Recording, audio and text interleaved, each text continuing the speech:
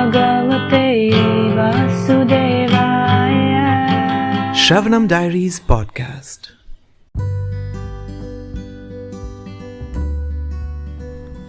Bhagavad Gita as it is, the book by His Divine Grace, Abhaycharanaravinda Bhakti Vedanta Swami Prabhupada. Chapter 6, Dhyana Yoga, text 46. Tapasvibhyo dhiko yogi, jnanibhyopi matodhikah, karmibhyascha dhiko yogi, tasmad yogi bhavarjuna. A yogi is greater than the ascetic, greater than the empiricist, and greater than the fruitive worker. Therefore, O Arjuna, in all circumstances, be a yogi. Purport. When we speak of yoga, we refer to linking our consciousness with the Supreme Absolute Truth. Such a process is named differently by various practitioners in terms of the particular method adopted. When the linking process is predominantly in fruitive activities, it is called karma yoga. When it is predominantly empirical, it is called jnana yoga. And when it is predominantly in a devotional relationship with the Supreme Lord, it is called Bhakti yoga. Bhakti yoga, or Krishna consciousness, is the ultimate perfection of all yogas, as will be explained in the next verse. The Lord has confirmed herein the superiority of yoga, but He has not mentioned that it is better than Bhakti yoga. Bhakti yoga is full spiritual knowledge, and therefore nothing can excel it.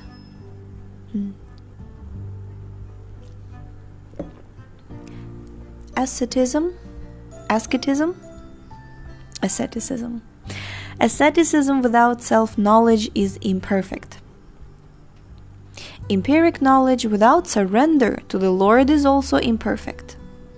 And fruitive work without Krishna consciousness is a waste of time. Therefore, the most highly praised form of yoga performance mentioned here is Bhakti yoga. And this is still more clearly explained in the next verse. Text 47. Yoginam api sarvesham madgatenantaratmana shradhavan bhajate yomam same yukta tamomataha. And of all yogis, the one with great faith, who always abides in me, thinks of me within himself, and renders transcendental, loving service to me. He is the most intimately united with me in yoga, and is the highest of all. That is my opinion. Purport. The word bhajate is significant here. Bhajate has its root in the verb bhaj, which is used when there is need of service. The English word worship cannot be used in the same sense as bhaj. Worship means to adore, or to show respect and honor to the worthy one. But service with love and faith is especially meant for the Supreme Personality of Godhead. One can avoid worshipping a respectable man or a demigod, and may be called discourteous, but one cannot avoid serving the Supreme Lord without being thoroughly condemned. Every living entity is part and parcel of the Supreme Personality of Godhead, and thus every living entity is intended to serve the Supreme Lord by his own constitution. Failing to do this, he falls down. The Bhagavatam 11.5.3 confirms this as follows. Yaisham Purusham Sakshad Atma Prabhavameshwaram Na bhajantya vajananti Sthanad Brashtah Patantyadha. Quote: anyone who does not render service and neglects his duty unto the primeval Lord, who is the source of all living entities, will certainly fall down from his constitutional position.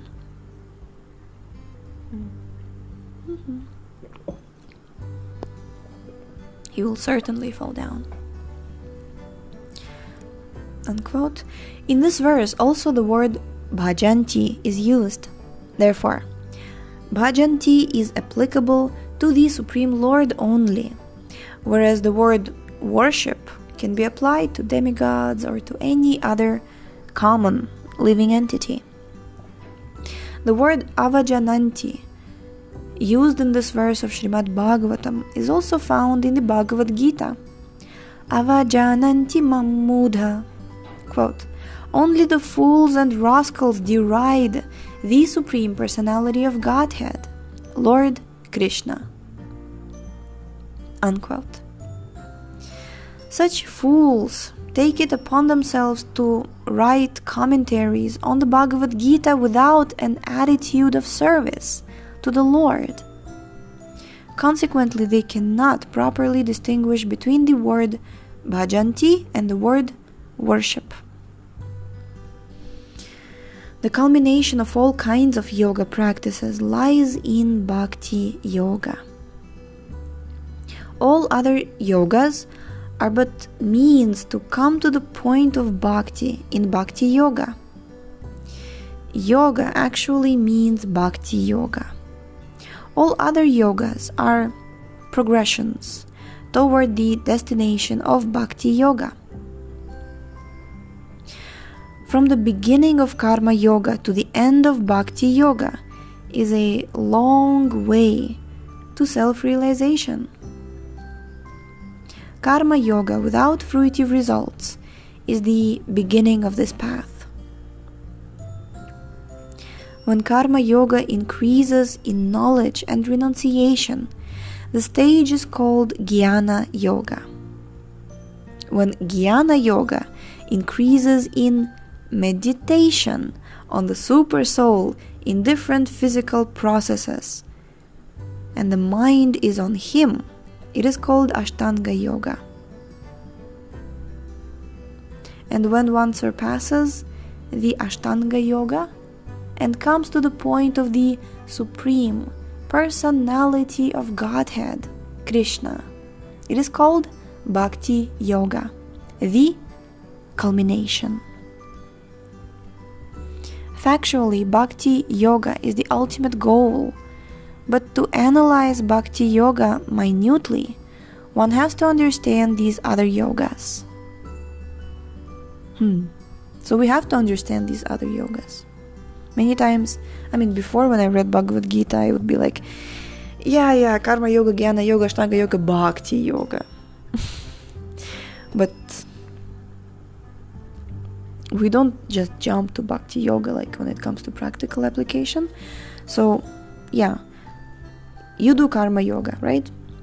You work and you renounce your results to Krishna. You donate, you give in charity, you just mentally offer everything to Krishna.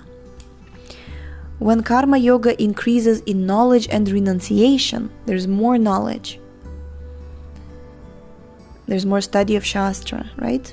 There's more association of devotees who share that Divya Jnana Shri Guru reveals. Then the stage called Jnana Yoga.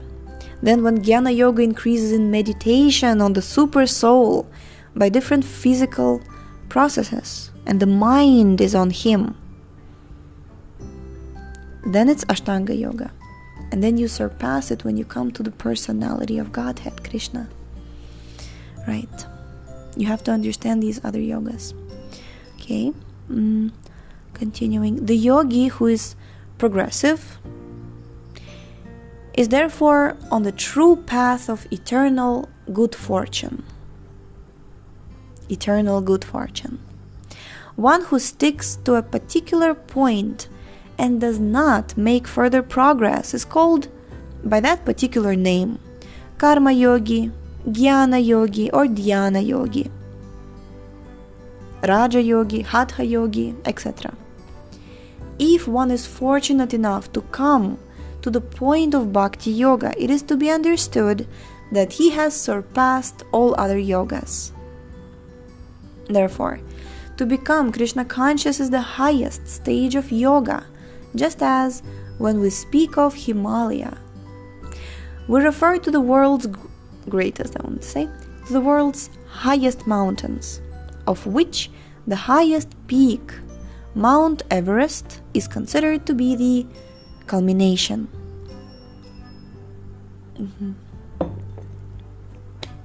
It is by great fortune that one comes to Krishna consciousness on the path of Bhakti Yoga, to become well situated according to the Vedic direction. The ideal yogi concentrates his attention on Krishna, who is called Shyamasundara, who is as beautifully colored as a cloud, whose lotus-like face is as effulgent as the sun, whose dress is brilliant with jewels, and whose body is flower-garlanded. Illuminating all sides is his gorgeous luster, which is called the Brahmajyoti. He incarnates in different forms as Ram, Nrisimha, Varaha, and Krishna, the Supreme Personality of Godhead, and he descends like a human being as the son of Mother Yashoda, and he is known as Krishna, Govinda, and Vasudeva. He is the perfect child, husband, friend, and master, and he is full with all opulences and transcendental qualities. If one remains fully conscious of these features of the Lord, he is called the highest yogi. This stage of highest perfection in yoga can be attained only by Bhakti Yoga, as is confirmed in all Vedic literature. Yasya deve para bhaktir yatha deve tatha gurau tasyaite kathita hyartah prakashante mahatmana. Quote, only unto those great souls who have implicit faith in both the Lord and the spiritual master are all the imports of Vedic knowledge automatically revealed. Unquote. Shvetashvatara Upanishad 6.23. Bhaktirasya bhajanam tad ihamutro padhinaira syena mushmin manah kalpam etad eva naishkarmyam. Quote, Bhakti means devotional service to the Lord, which is free from desire for material profit, either in this life or in the next. Devoid of such inclinations, one should fully absorb the mind in the Supreme. That is the purpose of Naishkarmya. Unquote. Gopala Tapani Upanishad 1.15. These are some of the means for performance of bhakti or Krishna consciousness, the highest perfectional stage of the yoga system. Jai. Thus end the Bhaktivedanta purports to the 6th chapter of the Srimad Bhagavad Gita in the matter of Dhyana Yoga. Tomorrow we shall begin chapter 7, Knowledge of the Absolute. Thank you so much for tuning in today. The book links Previous episodes timeline and biography of the author can be found on shravanamdiaries.com. The link is in the description, and we shall see you tomorrow. Hare Krishna